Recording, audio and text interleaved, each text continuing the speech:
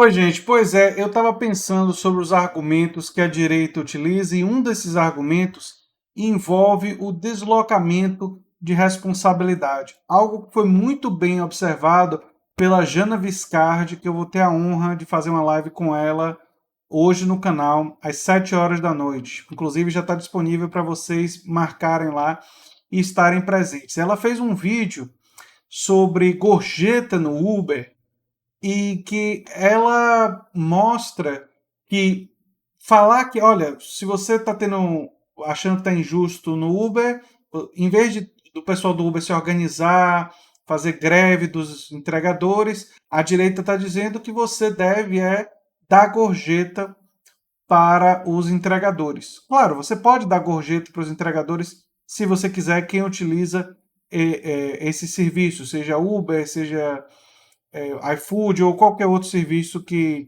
seja de delivery, tantos que existem por aí. Mas o grande problema dessa lógica, e que a Jana Viscardi muito bem observa, é que ela modifica o próprio problema. Ou seja, o fato de você dar gorjeta não, não retira o fato, ou não altera o fato, de que aquelas pessoas estão numa atividade em que eles não têm nenhuma das proteções dos trabalhadores. Né? Que aquela é uma atividade e não é nem considerada um trabalho, mesmo que as pessoas se matem de trabalhar nessa atividade. Então, e a economia do mundo está mudando e muitas dessas atividades vão ficar cada vez mais comuns para as pessoas sobreviverem, como um instrumento de sobrevivência, a necessidade de sobreviver.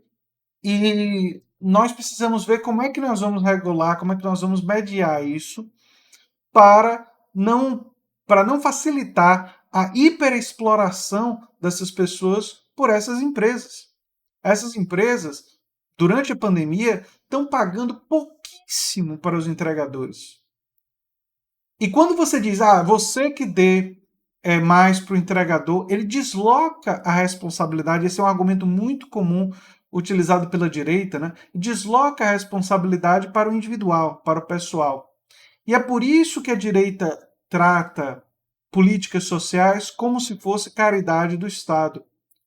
Porque ela não quer considerar, e quando eu estou falando direita, eu não estou falando todas as pessoas da direita, não todos os que se consideram liberais. Eu até estava conversando com um dos inscritos explicando que existem pessoas que se auto-intitulam liberais, mas que defendem políticas sociais que chegam ao ponto de que eu consideraria eles quase que social-democratas. Eu estou muito à esquerda desse povo todo. Eu não me considero liberal nem mesmo social-democrata. Eu estou muito mais próximo do que o George Orwell chamou de socialismo democrático, ou eu gosto de pensar que é o pensamento libertário de esquerda, porque está associado a ideias de origem anarquista, de profunda democratização do Estado, da economia, democratização dos ambientes de espaço de trabalho. Quer dizer, eu estou bem à esquerda desse pessoal. Mas o importante não é o que as pessoas se auto-intitulam. Alguém chega para você e diz assim: eu sou conservador, eu sou social-democrata, eu sou liberal. Isso daí tem muito pouca importância real pelo fato de que a maioria das pessoas usam as definições ou de forma equivocada ou tem uma compreensão da definição muito particular delas próprias. Isso acontece com praticamente toda definição. Por exemplo, eu tenho quase certeza de que quando o pessoal da direita chega no canal e acha que está me xingando, me chamando de comunista, eles têm uma ideia na cabeça do que é comunismo que é completamente diferente do que eu entendo como comunismo. Então, quer dizer, acaba sendo um problema de comunicação seríssimo, e um problema de comunicação e um problema de linguagem, e é por isso que eu convidei a Jana Viscardi, que é justamente linguista, né, para discutir, para conversar, para dialogar comigo sobre isso. Então, acaba sendo extremamente oportuno nesse momento conversar com a Jana na live que a gente vai fazer hoje à noite, Porque essa é uma coisa que eu venho pensando bastante. Ou seja, nós usamos as mesmas palavras, mas queremos e significamos por elas coisas completamente diferentes. Um bom exemplo é a definição do Estado. A maioria do liberalismo clássico considera que a função do Estado é garantir a execução de contratos. Aí o liberalismo se desenvolveu para além da ortodoxia e passou a considerar outras coisas. Certas tradições marxistas trabalham com o Estado como sendo um instrumento da classe dominante. Então, fazendo uma analogia de futebol, o liberal entende que o Estado é e deve ser um juiz imparcial, neutro. O marxista olha para isso e diz: o juiz está comprado. O juiz sempre tem, na, na vida real, no Estado, os seus preferidos, uma classe a quem ele serve e que muitas vezes compõe a tecnoburocracia do Estado, compõe os principais cargos e, por isso, naturalmente, o Estado serve a essa classe. Mas existem muitas outras definições de Estado. Weber entendia que o Estado, e eu vou fazer um vídeo específico sobre isso, discutindo o que os empresários não sabem sobre o Estado. E algumas dessas informações vão ser repetidas, mas só para vocês pensarem como exemplo. Weber entendia que o Estado era a instituição que tem o monopólio da violência física. Pierre Bourdieu concorda com Weber, mas acrescentou: tem o monopólio da violência física e a violência simbólica, aquela que se opera não apenas pela força das armas, mas se impõe na própria consciência dos seres humanos. Nico Poulantzas, que era um intelectual marxista grego, para mim tem uma das melhores definições de Estado. Ele diz que o Estado é a condensação da correlação de forças existente dentro da sociedade. E eu acrescentaria a definição de Poulantzas, é a correlação de forças, é a condensação da correlação de forças existentes na sociedade, que advém do passado e do passado político e cultural daquela sociedade. Ou seja, é uma condensação que se acumulou ao longo do tempo, mas que está refletindo a correlação existente hoje. Então, o Estado ele tem tanto uma dimensão de acumulação, caso brasileiro, por exemplo, o patrimonialismo não é uma coisa atual. Ele existe no Estado brasileiro desde que o Estado brasileiro começou. E ele permaneceu até os dias de hoje, porque não conseguimos produzir, fala os brasileiros, uma correlação de forças que acabasse ou que reduzisse drasticamente o uso privado da coisa pública. Nós não conseguimos fazer um Estado mais democrático, então o Estado brasileiro tem um ranço autoritário desde seu início, né? Desde colônia, império, república, enfim, democracia caindo aos pedaços, meio que cambaleante em vários episódios democráticos, mas não conseguiu se democratizar de forma profunda.